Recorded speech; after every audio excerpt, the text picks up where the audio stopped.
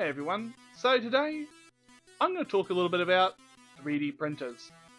I'm sitting on one, so there goes figures. So today we're talking a bit about 3D printers. The good, the bad, and the ugly. So the printer I've been using for the last, I'm going to say, a few years now, has been the Ender 3 V2.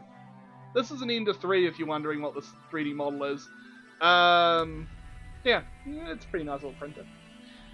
So, I've been using printers for long enough to know how they work, how to use them, the basics. Occasionally I always stuff up, but, everyone has that happen from time to time. You've probably at least had a couple failed prints. I guarantee you, if you've been doing printing. But you learn from them. They're kind of like okay, so we can't push the printer any further than this. So, before we get off topic. So, the good thing about this printer is it's open source. This makes the printer easy to mess with or modify, change things that aren't desired. Say like, oh, there's this bug with the printer that causes it when it goes at this particular speed or does this particular thing, it causes an issue or an error. You can fix that. You can go into the code and literally fix it. It uses open source software. And the hardware on these printers is replaceable. It's user repairable. I've repaired my printer multiple times. I've replaced the screen, I've replaced the hot end, and I've tinkered with it a bit to get it back and working. There's a few things I need to replace on it, such as the fans, because they've done a lot of hours. If you're wondering what that sound is, that's not the printer.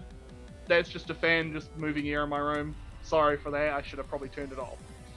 But as we're going on, so what's important about these printers is they need to be repaired, maintained, and fixed.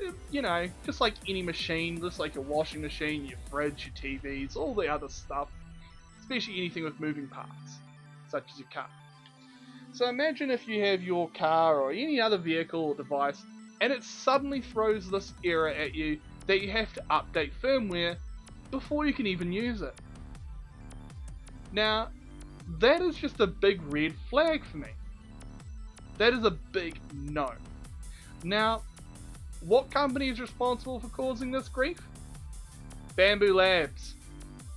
I knew from the day one that I saw this company and had just the slightest look into them that there was something just wrong with them. Some would say sus, whatever term you want to put out. But I just knew because I couldn't find various parts or other things and it used its own proprietary software, it was going to end not too well.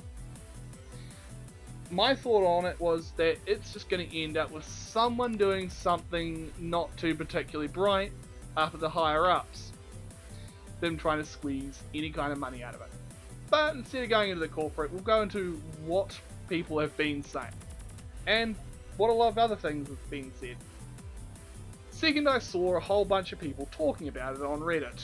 Now, obviously Reddit isn't what you'd call the most, accurate place in the world. So take what most people say with a sack of salt, and of course, do a little self-investigation.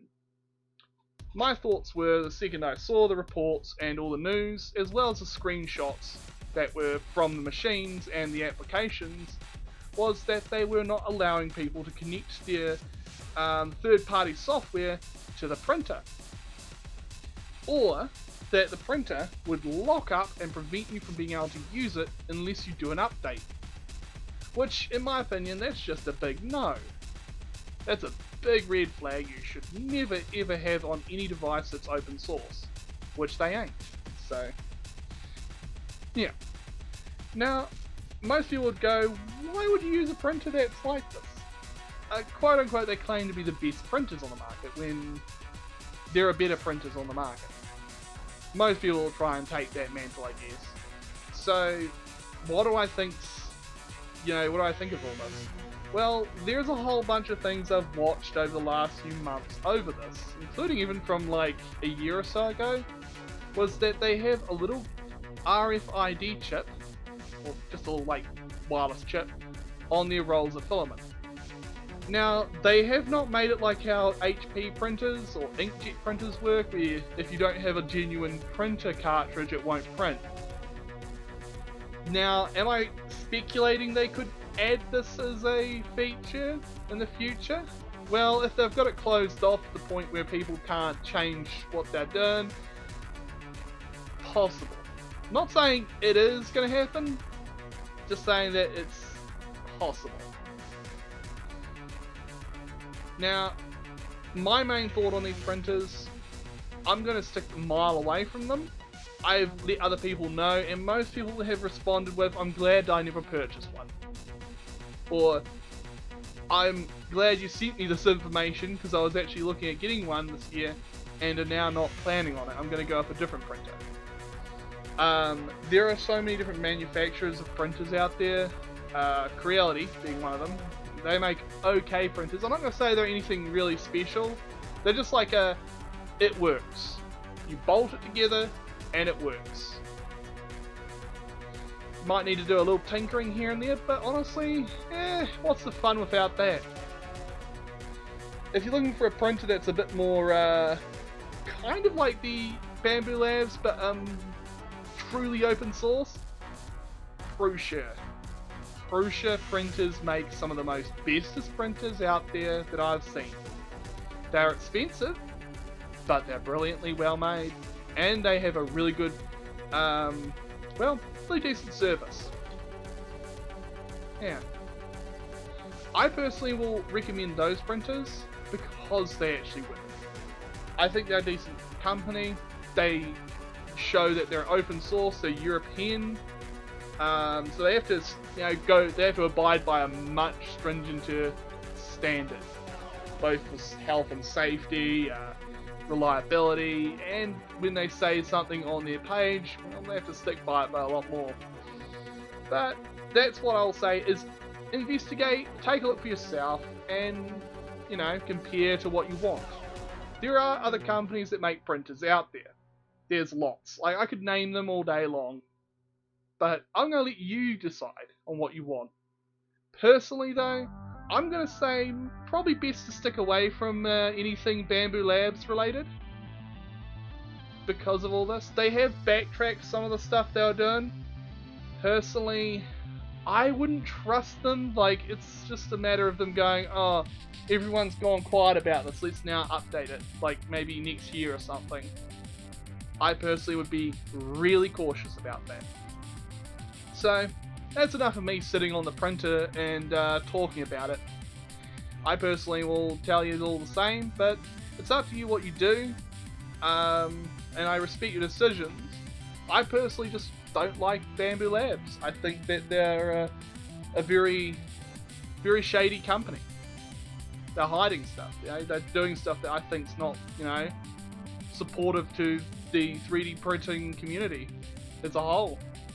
And we should always make sure to, hold them to the same standards as any other printer.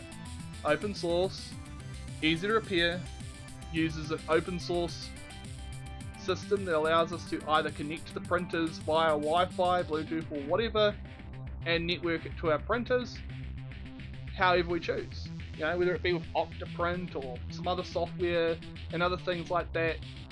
Let people use their printers how they choose to use them. And if they choose to use them in some really weird way, like turning them into CNC mills and laser cutters, let them. That's up to them personally. And honestly, I'm always stunned with what people make, even chocolate printers. That's impressive. Anyways, all of you will have a fabulous day. And keep on printing all the amazing things that you print, because it's amazing seeing everyone's creativity. I just make random furry stuff and the odd other things. Whatever floats my boat, I guess. You'll have a great day, and see you around the next print. Bye! Blah.